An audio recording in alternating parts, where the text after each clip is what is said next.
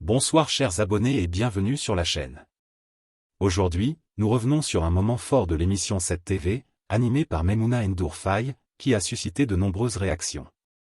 Face à Madiambal Diagne, la journaliste n'a pas esquivé une question sensible: a-t-il fui le Sénégal en laissant sa famille derrière lui?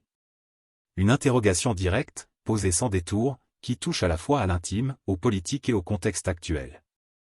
La réponse de Madiambal Diagne, son attitude et ses explications ont immédiatement alimenté le débat sur les réseaux sociaux et dans l'opinion publique. Dans cette vidéo, nous vous proposons de revenir sur cet échange, d'analyser les propos tenus et de comprendre les enjeux derrière cette question. Regardez jusqu'au bout. Likez la vidéo si le sujet vous interpelle. Abonnez-vous à la chaîne pour ne rien rater de l'actualité politique et médiatique. dafa am Sénégal ñu jàpp ne da nga manqué de courage le fait que nga choisir dem bàyyi sa njaboot ginnaaw sa soxna mu ngi jagadi te jagadi boobu amul kenn ku ci indi benn doute lu wér la lu ñu firndeel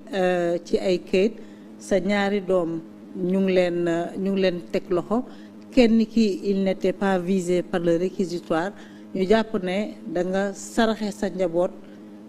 dem sa yoon lan ngay tontu ñooñu. mais li ma leen di tontu yomb na waruñu laa xool ba xam tax ma jàppal dañu war a xool ba xam ñi ñuy jàpp est-ce que war nañ leen a jàpp d'abord c'est la première question est-ce que war nañoo jàpp que waruñu koo jàpp loolu mooy question de bon sens. fekk nañ ay nit ñi xam waruñu leen a jàpp nañ leen ak motif bu war a tax bu dee borom kër gi dafa dem kon jàpp nañ ci warul la jàpp est-ce que loolu yoon nangu na ko wala xel mën na ko nangu est-ce que tey ba ñuy wër Ousmane Sonko dañ faa fekk waa këram jàppale ñu est-ce que am déet dañ wax ci dëgg rek kon loolu mooy def nañ lu ñu warul a def loolu mooy première raison. Deuxième raison bi nga xamee nag franchement pour courage ma jàmm man def naa ne dëgg sama sœur mon ami Aïssatou Diop Fall tontul na ma ci loolu dafa du ma jàmbal mooy def preuve de courage dans ce pays bi nit ñi nekk ci suufu lali Ousmane Sonko ak waa Pastef di lëmbee dëkk bi ñi doon taxaw di faire face comme ma jàmbal bari mu ñu woon dañ leen doon compter. Et je prends les risques sur ma sécurité, sur celle de ma famille et sur mon patrimoine. Kon kuy def kon kenn du ko jox leçon de courage. Deuxième illustration man ba may jàmmaarloo nguur di dem kaso bu léegi kon man jàkkaarloo dem kaso tiituma mais est-ce que damay dem kaso asaaloo sama bopp wala dem kaso demuma ci condition bi ci war a demee. Man dama dem pour dire que j'exige un procès juste et équitable pour moi-même et pour ma famille et mes proches. Est-ce que am naa droit kon bañ a défendre sama bopp bañ a défendre sama njaboot est-ce que ñëw joxe sama bopp mooy défendre sama njaboot est-ce que ñëw ñu dugal ma rëbës fàtte ma fa mooy défendre sama njaboot pour préparer seen défense dafa bu ma nekkoon biir rëbës du ma organiser sama défense ni ma ko organiser du ma taxaw sama njaboot bi ma ko taxaw ma wax la ni la may mun dañoo dem ba nga xamee ni que tey man naa ngi fii France mes avocats ont voulu saisir le groupe de travail des Nations Unies sur la détention arbitraire parce que ñi fa jàpp c'est une détention arbitraire ñu yónnee pouvoir mooy li ngay signé avocat bi ni ko man maa Bintou Diaby man Serigne Saliou Ndiaye man Omar Ibrahima Mbaye man Mohamed Diagne jox naa milliard pour donc associé mandat pour ñu saisir le groupe de travail des Nations Unies contre la détention arbitraire. Maïmouna, depuis 21 jours ces formulaires là sont envoyés le juge dëgg ci tànkam moom le procureur du pôle financier est-ce que le droit de la défense la voilà ce qui s'est passé depuis 21 jours jusqu'à présent tey sama aujourd'hui sama ay avocats ñi ngi réunir pour dire que nag trop c'est trop ku mënta nangul nit ki mu défendre boppam nangoo ko jox mu signé pourvoi moo di que moom mu signé def signature jox mandat avocat kooku est-ce que yow kon yaa ngi koy defal procès juste et équitable et effectivement bi ma ñëwee France loolu laa wax man dama ñëw France pour préparer ma défense et pour aspirer à un procès juste et équitable dama koy am à la polyarme dama koy am par force bu neex Sénégal mu naqari Sénégal mu neex Ousmane Sonko nguuram mu naqari nit dama koy am xam nga moo tax tey France du ma jébbal Sénégal sans les garanties d'un processus équitable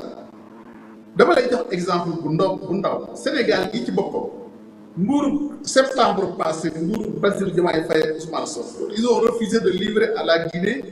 un blogueur qui s'appelle Djibril Agi Silla parce que dañ jàpp ni que kon ñoom mënul am processus équitable en Guinée loolu la justice sénégalaise wax est-ce que kon la justice sénégalaise di bañ justice française dina ko dam tey j'ai réussi une chose mu ne bu fekkoon dama fi ñëwoon li ma doon wut am naa moo di que j'ai créé les conditions que la France a veillé à ce que ce procès-là soit juste et équitable sinon la France du ma livrer au Sénégal et dans ce cas j'ai gagné un combat que je n'aurais pas pu gagner su ma génn woon maintenant nag ku mu neex nga arbitrer wax nu la neex franchement mais aussi man je suis responsable jàpp naa ni que am naa fu may teg sama tànk ak xam naa dara ci àddina xam naa nu àddina yi doxee am naa expérience internationale am naa expérience des grandes affaires dans le monde kon am na nu may defee parce que man Sénégal dama ko doon accueillir combien de personnes j'ai accueilli au Sénégal comme des réfugiés ou bien des personnes persécutées dans leur pays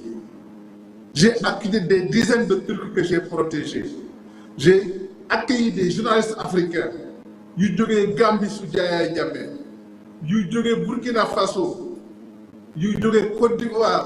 à une certaine époque yu jógee Mali te yow xam nga ci dara donc man j'ai cette expérience là de la vie xam naa nu may defee. mais kañ ngay ñëwaat Sénégal. kañ ngay mais damay ñëw may mun a damay gis nga damay ñëw may mun a parce que damay ñëw. xam nga tey lu tax moo la damay ñëw dafa amoon lu gënoon a yomb bu doon dama doon daw rek pour bañ a ñëw xam nga bi ma ñëwee fii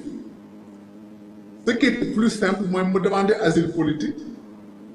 buñ ma joxoon asile politique boo ko demandé woon ba ma ñëwee France kon mandat d'arrêt kenn du ko wax kenn du wax waxi et kon lii audience yi am fi kenn du ko wax dañ naan tu es couvert par l'asile politique. mais est-ce que les faits sont en rapport avec ce exercice ou métier journaliste wala métier écrivain? yow à dossier bu yow nangu nga ni yow tey may mun a muy yow di 90% des Sénégalais ku taxaw ni Madiambal est politiquement persécuté au Sénégal di nga ko gëm. Je peux avoir un dossier qui était la persécution politique qui me donne droit à un asile politique su ma ko bëggee ici en France mais je veux pas de ça dama ni j'exige un procès juste et équitable et c'est pas tomber dans l'oreille d'un sourd parce que la justice française est sensible à ma requête et ma demande. mais kañ ngay ñëw app bi kañ la yan condition ngay xaar mu réunir pour que nga mën a ñëw Sénégal. li ma la xamal moom damay ñëw bu soobee yàlla te dinaa ñëw jàmm biir Sénégal te la ma war a def dinaa ko fa def kooku moom na sa xel dal may mun ça je te le dis man maa taxaw nii damay ñëw dëgg la nag du ma tëb ñëw te ak sama waa kër du ma ci gisoo yoon du ma organiser parce que waa kër aussi il faut dire une chose ñi nga sama soxna mi ngi feebar samay doom Mohamed il était sous perfusion pendant 48 heures ces derniers jours Serigne Saliou aussi il est stoïque mon ami Serigne Omar il est stoïque mais aussi lañ may wax man dégg naa ko la ñuy wax sama ay avocat ak la ñuy wax sama ñi leen di seet si ak lañ may jox comme ay recommandation ak ay supplique man dégg naa ko aussi du ma ko tànqamlu parce que combat bi du man rek combat bi ak sama njaboot la te lu ma ciy def dama parce que man dama aussi yàlla dafa ma baaxee lenn aussi dama koy sant yàlla moo di jege naa sama njaboot jege nga xamee ni lu ma nekk ak ñoom dañ koy xam lu may dugg dañ koy xam te damay nekk damay ànd ak ñoom kooku am naa complicité boobu avec ma famille am communication ba nga xamee ni que sama njaboot umpantewuma ak ñoom kon nag loolu aussi wax dëgg yàlla loolu nii dinaa tenir compte ci loolu tenir compte aussi ci ay réalités objectives parce que aussi tey may na boo xoolee tey li nga xam ne moo xew foofu nga ñëw gis jigéen mu feebar ñu ne la kii kët yow wax nga ni que kenn nattablewul feebar ma wax la ne la dafa am les hôpitaux les plus importants ici à Paris mooy l'hôpital américain de Ney qui a fait un dossier médical qu'on a déposé devant le juge d'instruction ñu ignoré ko. Urgence Cardio a fait un certificat médical ñu ignoré ñu dem ba mu xaw a dem ci seen loxo amatuñu pexe ñu daw ci guddi gi jeudi passé yóbbu ko hôpital ñu mel noonu est-ce qu'il recule devant quelque chose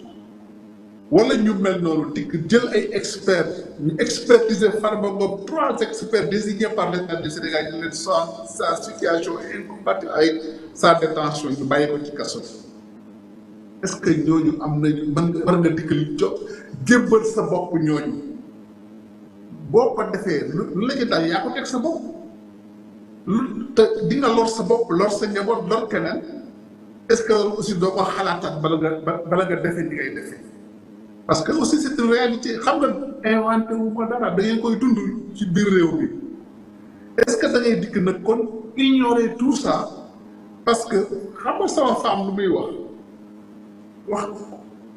sànq nii rek maître Dior Diagne dégg na fa ci tàkkusaan bi mu ne ko neel sa càmmiñ bi ay ngóoree kajoor yooyu na ko fi téye bu ma fonto donc il faut aussi qu'on soit réaliste maa ngi devant askan wi j'ai un plan précis clair dans ma tête te dama koy exécuter ci li ma ko bëggee ak sama sago li ma war a dox dinaa ko dox li war a lijjanti dinaa ko lijjanti te tey fi mu toll nii tant que nag maa ngi fii je suis une patate chaude entre les mains des gens ñoo bëgg a fagaagal alors parce que du ma leen ay dara